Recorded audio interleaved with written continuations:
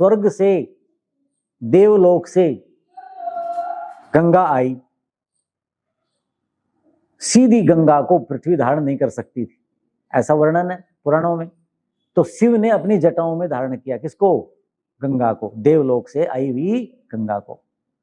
और शिव की जटाओं में वो घूमती रही गंगा, और उसके बाद फिर वो भूमि पर उसका अवतरण हुआ। उसका हम लाभ उठाते हैं, ये है ना। तो गंगा क्या है? देवलोक क्या है?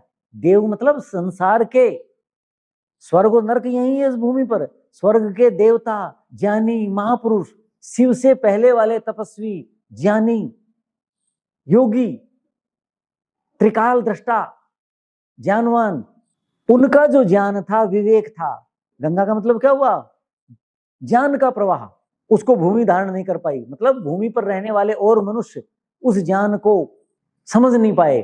उस ज्ञान में जो आचरण बताया, उस आचरण को करने की लोगों में सामर्थ्य नहीं थी धारण करने, समझ रहे ना। तो शिव ने अपनी जटाओं में, जटा क्या है?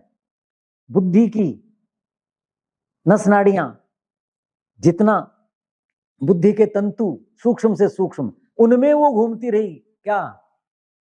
आकाश से आई हुई गंगा, अर्थात देवलोक से। अर्थात देवलोक मतलब देवता, महापुरुष, ज्ञानी, यति, योगी, शास्त्रकार, शिव से पहले के, उन सब से गंगा का मतलब ज्ञान गंगा, उसको जटाओं में धारण किया, अपने बुद्धि की सिराओं में धारण किया, बुद्धि के तंतुओं में धारण किया, और फिर वो आचरण किया, फिर लोक में आया। मतलब क्या हुआ? स्वयं आचरण करके अपने आचरण से लोगों को दिखाया कि इसका आचरण किया जा सकता है। जो लोग ये ऐसे कैसे हो सकता है, ये कैसे हो सकता है, ऐसा कोई मनुष्य कैसे कर सकता है, नहीं धारण कर सकने का मतलब क्या हुआ? भूमि धारण नहीं कर सकती थी, अर्थात भूमि पर रहने वाले मानव उस ज्ञान को, उस ज्ञान परंपरा को जीवन में पहले तो समझ में नहीं आएगी, समझ में आएगी तो आचरण में नहीं आएगी। शिव ने वो किया, और उसके बाद भूमि पर उस गंगा का प्रसार हुआ। मतलब क्या हुआ? कि वो ज्ञान गंगा फैली और लोगों ने उसका आचरण किया।